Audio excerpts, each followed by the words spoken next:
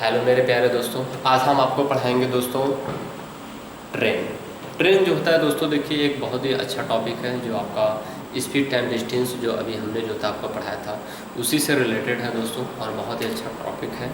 इसमें दोस्तों देखिए क्या होता है कि जैसे कि ट्रेन है, अब ट्रेन से रिलेटेड क्वेश्चन कैसे आते हैं कि ट्रेन एक दिशा में चले या दो दिशा, मतलब दो ट्रेनें एक दूसरे के विपरीत चले। पहले तो एक ट्रेन पर बेस्ड होता है कि एक ट्रेन जो होता है जब किसी व्यक्ति को या फिर किसी खंभे को या फिर किसी पुल या किसी नदी को पार करे, या सेकंड में होता है कि जब दो ट्रेनें एक दूसरे की ओर या एक ही दिशा में चलें या एक दूसरे की ओर आएँ, या दोनों ट्रेनें किसी पुल को पार करें, किसी नदी को पार करें। तो ऐसे दोस्तों जो होता है कॉन्सेप्ट होता है ट्रेन का।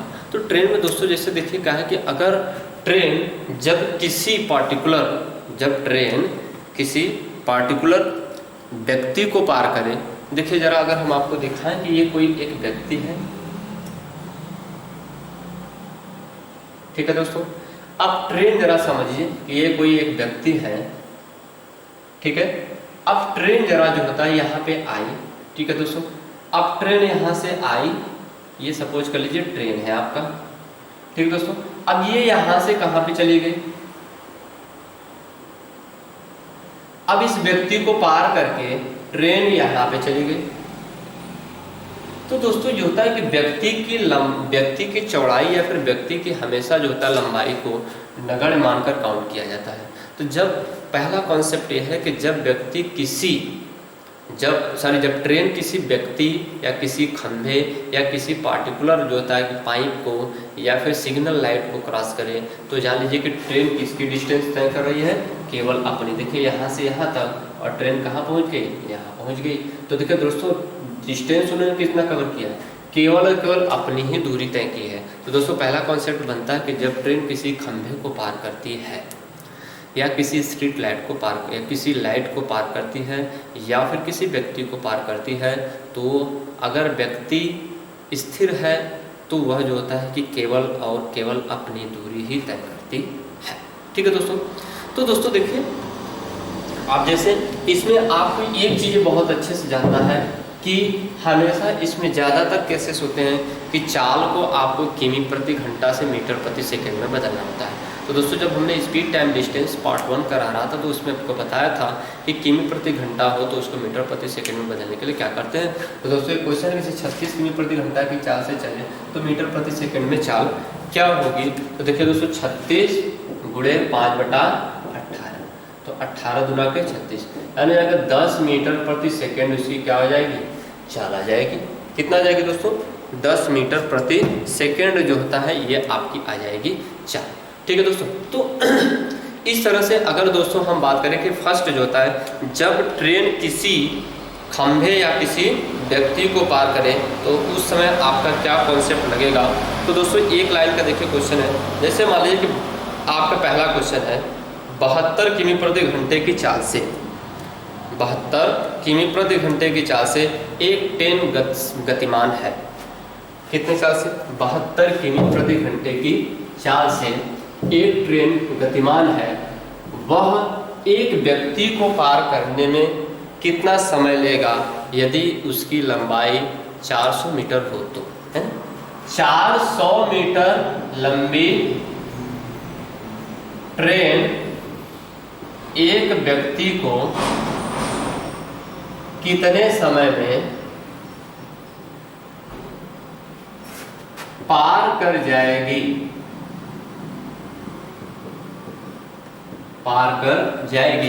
यदि उसकी चाल 72 किमी पर आवर हो तो। दोस्तों क्या होगा देखिए, अब आपको जो होता है कि फार्मूला जो स्पीड टाइम डिस्टेंस का है आपको पता ही है, चाल बराबर दूरी बटा समय, और समय बराबर दूरी बटा के चाल, और दूरी बराबर चाल गुणे समय। तो दोस्तों तीन ही फार्मूला है। तो हमें देखिए दोस्तों पूछा क्या है इसमें, तो कह रहा है कि 400 मीटर लंबी व्यक्ति कितने समय, तो समय पूछा है तो क्या होगा, दूरी बटे 4, यानी कि टाइम बराबर क्या होगा, डिस्टेंस बाय स्पीड। तो t बराबर हो जाएगा टाइम, डिस्टेंस कितना है 400, स्पीड कितना 72 किमी, तो इसको हम कर देंगे 5/18 से, 18 चौका 72, 4 पंजे 20, ऊपर कितना है 400 बट्टे के 20, 20 20 हम 400, तो 20 सेकेंड का समय लेगा। ठीक है दोस्तों, अब मैंने पहले बताया कि जब ट्रेन किसी व्यक्ति को पार करे या किसी खंभे को पार करे तो इसमें जान लीजिए कि आपका जो था ट्रेन अपनी स्वयं की डिस्टेंस को कवर कर रही है। ठीक है दोस्तों, आइए नेक्स्ट क्वेश्चन जैसे है कि आपको दोस्तों ये समझ में आ गया, सिंपल एकदम कॉन्सेप्ट है, इसमें बहुत कोई समस्या नहीं है। अब नेक्स्ट क्वेश्चन जैसे दोस्तों आ जाए कि जब ट्रेन किसी व्यक्ति को पार करे, किसी पुल को पार कर जाए, किसी नदी को पार कर जाए, ठीक है दोस्तों, तो 400 मीटर 500 मीटर कर लीजिए, 500 मीटर लंबी ट्रेन 300 मीटर लंबी पुल को कितने समय में पार कर जाएगी यदि उसकी चाल इसकी चाल 36 किमी प्रति घंटा हो तो। ठीक है दोस्तों, तो देखिए अब दोस्तों मैं इसका डायग्राम आपको दिखा दे रहा हूं। पहले ये आपका पुल है, ठीक है दोस्तों, ये आपका पुल है। अब देखिए ट्रेन यहां से चली है, अब ट्रेन पार करने की प्रक्रिया तभी शुरू करेगी जब ये इसके समीप पहुंचेगी, तब ट्रेन यहां से पार करने की प्रक्रिया शुरू करेगी। अब ट्रेन पहुंचेगी कहाँ, यानी इसका जो पूंछ होगा यहाँ पे पहुंचेगा। तो देखिए दोस्तों ट्रेन चल पार करना शुरू प्रक्रिया यहाँ से की है और यहाँ से कहाँ, यहाँ से शुरू की है और यहाँ तक इसको जाना है। तो दोस्तों ट्रेन कब पार करेगी, जब ये यहाँ से यहाँ तक की प्रक्रिया प्रोसेस कर जाएगी। तो दोस्तों देखिए जो होता है ये डिस्टेंस कितनी कवर करेगी, यानी कि देखिए दोस्तों यहाँ से चली थी और यहाँ पहुंची है, तो दोस्तों यहाँ से यहाँ तक के डिस्टेंस कवर की कि नहीं, यहाँ शुरू किया तब ये पुल को पार करने की प्रोसेस शुरू करता है। ये आपका पुल है और ये क्या है, ट्रेन है, और ये भी क्या है, ट्रेन है। ठीक है दोस्तों, ये क्या करेगी, जैसे जैसे ऐसे ऐसे चलना शुरू किया, अब यहाँ से ऐसे ऐसे चलते चलते अब यहाँ पे पहुंचेगी। देखो तो डिस्टेंस यहाँ से यहाँ तक होगी। तो दोस्तों देखिए ये आपका डिस्टेंस जो होता है पुल की है और एक इसकी है, ट्रेन की है। अर्थात क्या होगा, जब ट्रेन किसी पुल या फिर किसी नदी या फिर किसी गुफा को पार करे या किसी प्लेटफार्म को पार करे तो क्या होता है, इसमें जो होता है लंबाई को उसकी पुल की लंबाई या फिर जो होता है कि नदी की लंबाई या प्लेटफार्म की लंबाई क्या किया जाता है, जोड़ दिया जाता है। ठीक है दोस्तों, तो जोड़कर इसकी डिस्टेंस पता कर ली जाती है। तो दोस्तों देखिए क्वेश्चन है, अब क्वेश्चन को हम सॉल्व कर लेते हैं। तो दोस्तों देखिए अब क्या कहा है कि 500 मीटर लंबी ट्रेन है। चलिए ये 500 मीटर लंबी ट्रेन हो गई और 300 मीटर लंबी पुल है। तो ये देखिए 300 मीटर लंबी हम पुल कर दे रहे हैं, ये पुल है। अब 300 मीटर लंबी है तो दोस्तों ये ट्रेन जब ये रेलगाड़ी जो होता है आपको पार करेगी,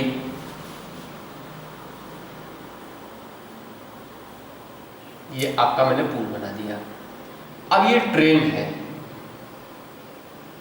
इस तरह से। अब ये देखिए दोस्तों 500 मीटर ये लंबी है और 300 मीटर ये लंबी है। तो दोस्तों यहाँ से पार करने की प्रक्रिया शुरू करती है और पहुंचती कहाँ पर है, यहाँ पर। तो दोस्तों देखिए क्या होगा, ये 300 ही प्लस 500 ही, तो कितनी डिस्टेंस हो जाएगी, कुल डिस्टेंस आपकी हो जाएगी 500। ठीक है दोस्तों, तो देखिए दोस्तों तो क्या हो जाएगा, दूरी कितनी हो गई हमको, कुल डिस्टेंस बराबर, कुल डिस्टेंस आपकी हो जाएगी 500 मीटर लंबी ट्रेन और प्लस 300 मीटर लंबी पुल, ये हो जाएगी कुल दूरी। ठीक, बराबर 800। अब 800 इनको तय करता है किस चाल से, 36/5/18 हो जाएगा समय। ठीक है दोस्तों, तो 18 दूना 36, 5 दूना के 10, तो 800/5 दूनी 10, 80 सेकंड का समय लेगा। ठीक है दोस्तों, कितने समय का सेकंड लेगा, 80 सेकंड का समय लेगा। दोस्तों मैं आशा करता हूं कि आप लोगों को ये पूरी तरह से अच्छे से समझ आ रहा है। नेक्स्ट क्वेश्चन दोस्तों,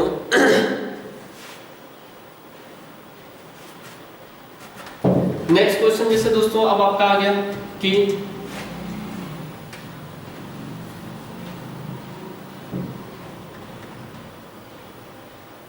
देखिए दोस्तों, नेक्स्ट क्वेश्चन जैसे आ गया कि जब ट्रेन किसी प्लेटफॉर्म को पार करे, जैसे पुल को पार किया उसी तरह प्लेटफॉर्म को पार करेगा, तो आपका सेम कॉन्सेप्ट यहीं पर आप लोग लगा लीजिएगा। जैसे क्या अगर मान लीजिए कि 300 मीटर लंबी प्लेटफॉर्म है, क्या है प्लेटफॉर्म, और 200 मीटर लंबी ट्रेन है।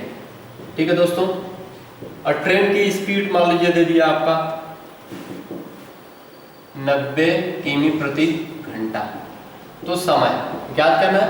तो दोस्तों देखिए 300 मीटर लंबी प्लेटफॉर्म और 200 मीटर लंबी ट्रेन और बटे 90 और गुणे 5/18, तो 18 बचे 90, 5 बचे 25, से कितना हो जाएगा 500/25। इसको काटिए, 20 सेकेंड में क्या करेगी, आपको पार कर जाएगी। ठीक है दोस्तों, क्वेश्चन समझ लीजिएगा। 300 मीटर लंबी प्लेटफॉर्म है और 200 मीटर लंबी ट्रेन है जिसकी चाल 90 किमी प्रति घंटा है, तो इसको पार करने में कितना समय लगेगा, तो दोस्तों आपका 20 सेकंड का समय लगेगा। ठीक है दोस्तों, नेक्स्ट टाइप के जैसे दोस्तों क्वेश्चन है,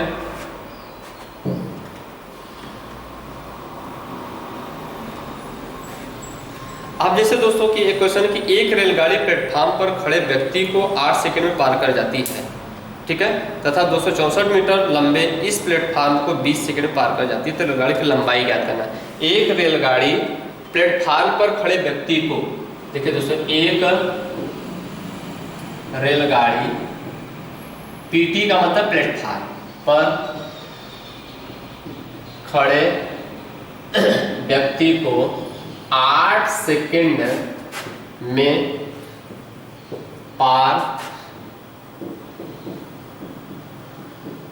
जाती है। ठीक है दोस्तों, तो कह रहा है कि 264 मीटर लंबे इस प्लेटफॉर्म को तथा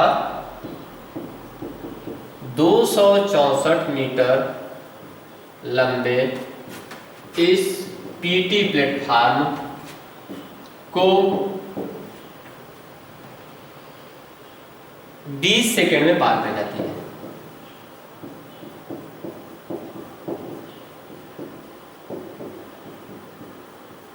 ठीक है दोस्तों, अब दिया है दोस्तों, देखिए कि एक रेलगाड़ी प्लेटफॉर्म पर खड़े व्यक्ति को 8 सेकंड में पार कर जाती है तथा 264 मीटर लंबे इस प्लेटफॉर्म को 20 सेकंड में पार कर जाती है। तो दोस्तों पूछ रहा है कि इसमें आपका पार कर जाती है, तो पूछा है आपका रेलगाड़ी की लंबाई।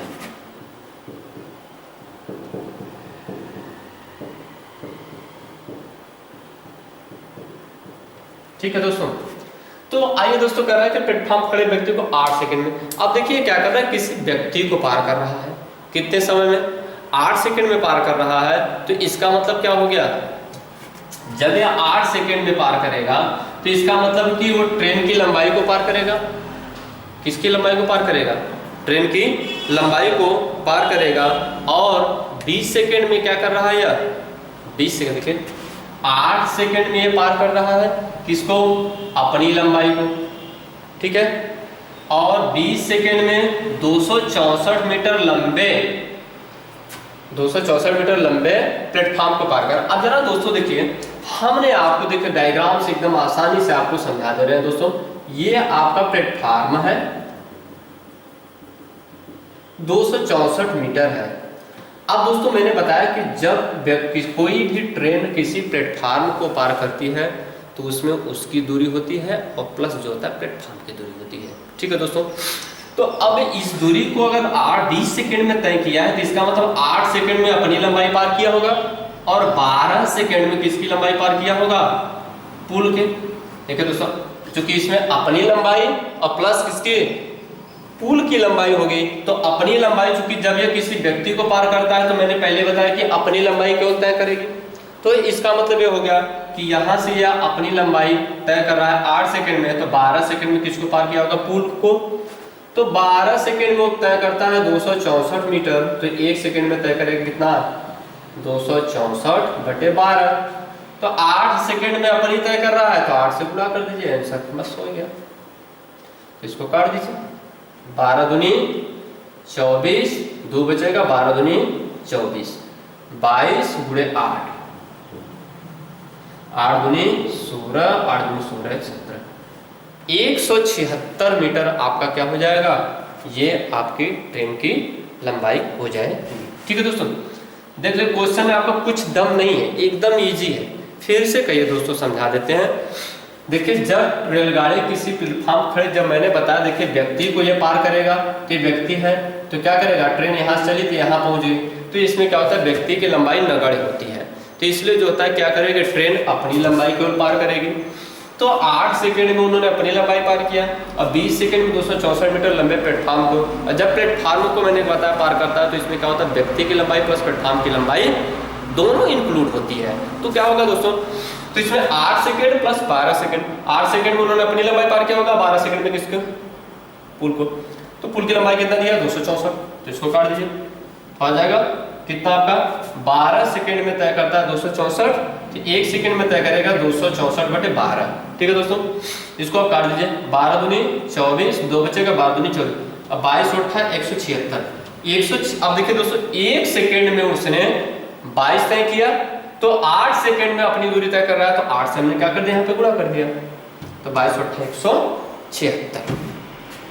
ठीक है दोस्तों।